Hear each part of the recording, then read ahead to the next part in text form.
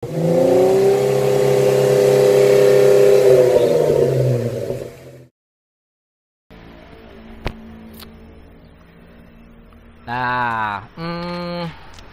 ada JK kuning long 38 JK Sahara Limited, punyanya teman baikku Bos Haji Sani Balikpapan. Beliau itu sebenarnya Kalsel, cuman perusahaannya udah pindah di Balikpapan sampai Bontang dan lain-lain.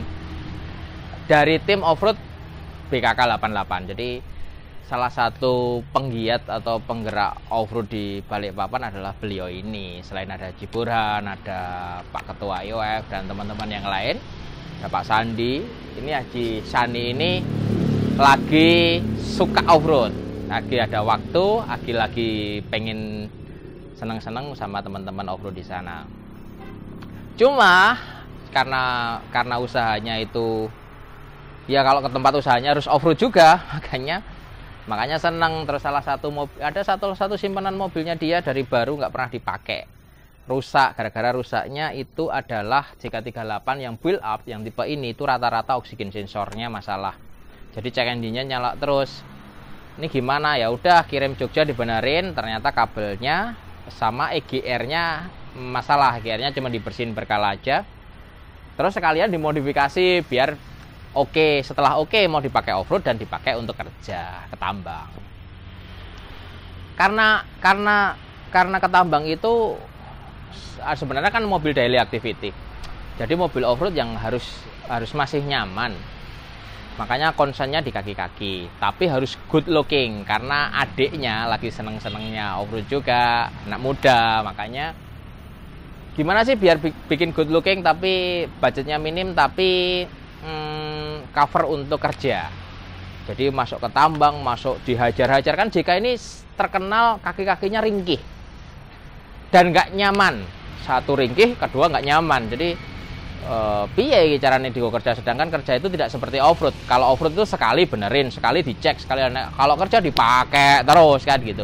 Makanya beda perlakuannya. Ini seperti sebenarnya mirip-mirip mobil overlanding. Mobil overlanding itu jalannya jauh, nggak sempet kita mau ngecekin kayak mobil adventure expedition atau malah mobil competition. Kalau mobil adventure expedition yang IOX, yang Max gitu, tiap sore begitu finish kita kencengin semua baut, cek radiator, cek oli segala macam. Kalau overland mana sempet kan gitu. Apalagi buat kerja, lebih nggak sempet lagi pasti kan. Nah, konsennya begitu. Karena konsennya begitu, berarti satu kaki-kaki harus diupgrade.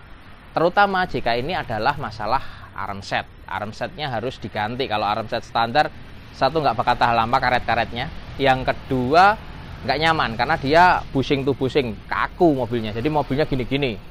Begitu diganti arm set yang teknologinya adalah flag gitu, jadi dia mobilnya lebih tenang. Satu. Yang kedua pasti lebih awet karena dia fleksibel. Mereknya macam-macam. Yang kita pasang di sini adalah Teraflex IR. Kenapa kok Teraflex yang ini? Karena dia masih pakai karet, tidak pakai Johnny Joint. Dengan karet tapi fleksibel, itu akan minim maintenance.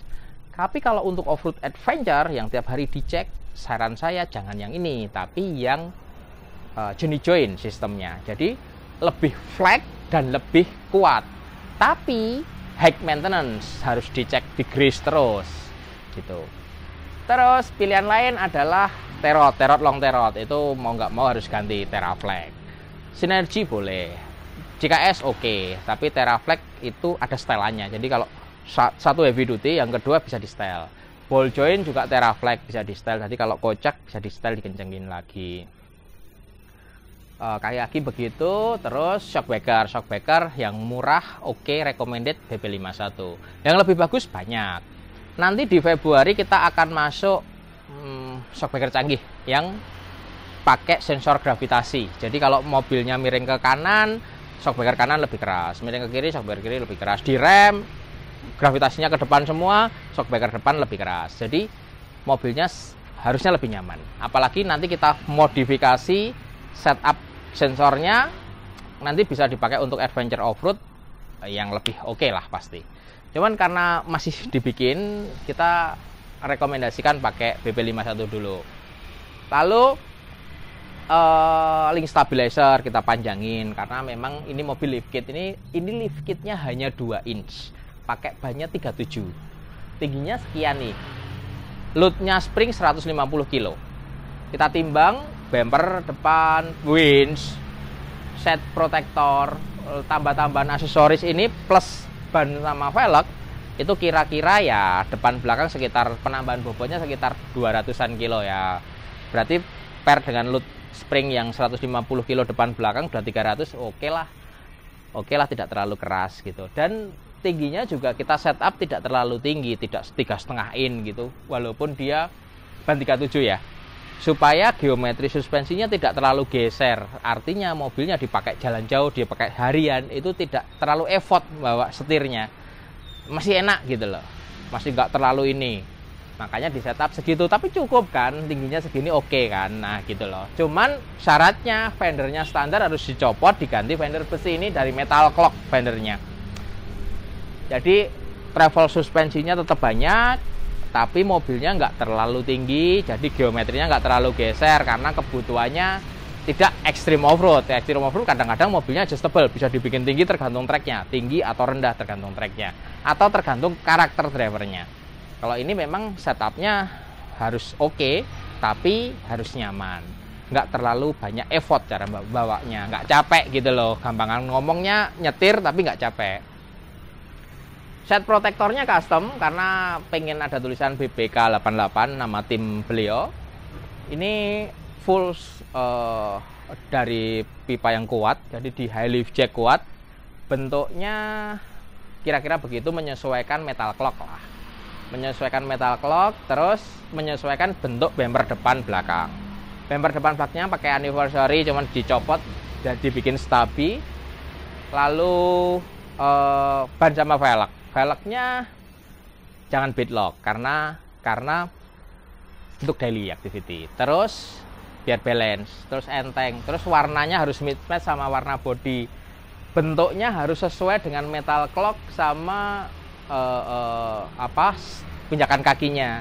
Makanya dipasang foil rebel. Ini agak langka juga, foil rebel PCD 5127. Ini agak langka yang warna gold. Banyak pasang Maxi Strap Radar yang soft compound. Jadi wes pasti enak lah, pasti oke, cukup. Winchnya bawaan dia 9,5 CTI, cukup untuk itu. Cuman nanti akinya kita ganti, kita upgrade pakai Optima yang merah, yang red. Ini 650 cca. Nah, JK38, JK36 itu hati-hati. Banyak sekali sensor mati. Ini contoh. Cek engine nyala, dari sensornya yang mati, speed sensor mati, ABS mati, bahkan PCM mati. Itu gara-gara utama penyebabnya adalah baterainya tidak sesuai kebutuhan mobilnya. Hati-hati. Harusnya itu minimal 650 cca atau 600 cca requirementnya, 600 cca, bukan ampernya ya, tapi cranking ampernya. Itu memang requirement dari Jeep. Rata-rata Pak, kalau yang nggak ngerti nih, pasang baterai yang biasa-biasa, nanti lama-lama pasti sensornya mati-mati. Udah, ingat aja, ingat-ingat itu. Selain baterai, kepala baterainya, kepala akinya itu juga harus bagus. Kalau bisa memang diganti yang ampernya gede. Itu hati-hati juga, percuma akinya gede tapi kepala akinya biasa. Terus kap mesin udah diganti yang anniversary, dicat warna kuning, ada LED barnya dari Rigid, terus pasang kanvas. Kanvasnya standarnya dia Mopar, oke lah, udah good looking banget. Track barnya juga ganti dari Teraflex. Nah, kalau ada JK yang kenceng kok larinya, setirnya lari-lari, coba cek. Yang pertama adalah track barnya, track bar depan. Track bar belakang sih, kalau mobil ban 37 baru ganti boleh. 35 nggak perlu ganti, nggak apa-apa. Tapi track bar depan itu mobil standar pun kalau memang goyang-goyang karena pasang ban gede gitu kan, ban pelek, apalagi pelek ring 20, bebannya berat, itu dicek aja track barnya. Karetnya biasanya suka udah aus. Sekalian ganti Teraflex atau Synergy atau JKS, itu semua bagus kalau track bar. Semua adjustable juga. Terus mesin nggak ada yang di aneh-aneh, hanya dibersihin semua, refresh aja semua. standar udah cukup oke lah, nggak perlu upgrade. Terus cooling system ini tambah oil cooler matic, karena ban 37 pakai jalan jauh, pakai tiap hari, kita butuh jaga kondisi oli matic itu terjaga temperaturnya supaya dia melumasi gearbox maticnya bagus. Sebenarnya JK punya fitur kalau oli maticnya itu terlalu panas, dia akan ngomongin di klasternya hot oil, itu artinya oli matic terlalu panas. Kalau diterusin bisa jebol maticnya, karena oli itu semakin, kalau sudah temperaturnya di batas kemampuan dia, itu viscosity-nya turun jauh. Saat viscosity-nya turun jauh, kemampuan pelumasannya pasti turun. Nah, makanya untuk menstabilkan itu, biar tidak hot oil, biar viscosity-nya terjaga, itu kita pasang oil cooler eksternal tambahan. Kalau JK Rubicon sudah ada eksternalnya, tapi kalau yang Sport atau Sahara belum ada.